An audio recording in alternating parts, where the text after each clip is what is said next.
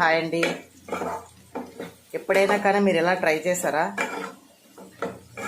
పచ్చి బంగాళదుంప ఉడకబెట్టింది కాదు, పచ్చి దుంప చక్కగా తొక్క తీసేసి ఇలా ముక్కలుగా కట్ చేసుకొని ఇలా మనం ఆయిల్లో చక్కగా మంచి గోల్డెన్ కలర్ వచ్చేంత వరకు వేపుకొని మనం ములక్కాడ వేసుకొని కానీ, చికెన్ వేసుకొని కానీ, మటన్ వేసుకొని కానీ, అలాగే కీమా అదే మటన్ కీమా ఉంటుంది కదా, అది వేసుకొని కానీ ఇలా వండుకుంటే కూర చాలా బాగుంటుందండి.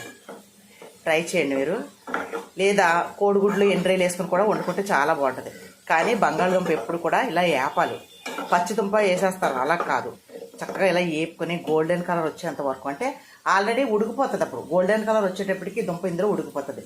అప్పుడు కూరలో చాలా టేస్ట్ ఉంటుందండి. ఓకేనా? ఇలా ట్రై చేయండి. బంగాళదుంపలు ఇలా వేపుకొని వండుకుంటే చాలా చాలా బాగుంటుంది. నేను ఈరోజు చికెన్ బంగాళదుంప వండుతున్నాను అన్నమాట. ఓకేనా? చూడండి, ఫుల్ వీడియో ఛానల్లో అప్లోడ్ చేస్తాను, చూడండి. చాలా బాగుంటుంది. చపాతీలోకి పులకలోకి బాగుంటుంది. ఓకేనా? ఛానల్ సబ్స్క్రైబ్ చేసుకోండి, సపోర్ట్ చేయండి.